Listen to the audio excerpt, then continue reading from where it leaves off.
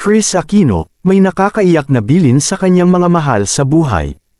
Hindi talaga biro ang sakit na nadarama ni Kris Aquino ngayon, dahil na rin sa sunod-sunod na problema na kanyang kinaharap. Isinugod na naman kasi ito sa ospital noong nakaraang araw, at grabe ang sakit na naramdaman niya sa kanyang tiyan.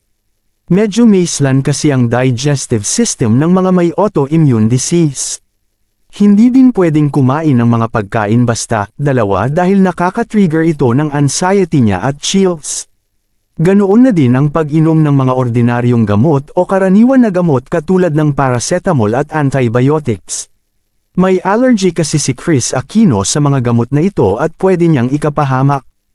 Kaya naman, madamdami na nagpadala ng mensahe si Kris Aquino sa kanyang mga mahal sa buhay. Ayon dito, "Hello friends, thank you all for the wonderful messages that you have sent me. It's been years since I'm fighting this disease and to be honest, I don't know what's going to happen. I've been struggling more lately and I'm finding it hard to digest everything. Despite it all, alam niyong mahal na mahal ko kayo at deserve niyong malaman ang nangyayari sa akin. I want to say that if ever I will not be successful in battling this disease, please take good care of my sons. Mahal na mahal ko si Bimbi at Josh with all my heart.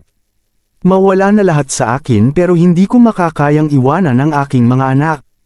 They need their mother. They need me. That's why I'm choosing to fight and I will never give up. Para sa mga magulang out there, mahalin niyong mabuti ang inyong mga anak. Para naman sa mga anak, take good care of your parents and cherish them. Tamar Claviste, thank you for all that you do and for my loving my sons. Thank you once again for the wishes and I hope to see you all soon." Ito ang makabagdamdamin na pahayag ni Kris Aquino kaugnay sa mga bagay na nangyayari sa kanya ngayon.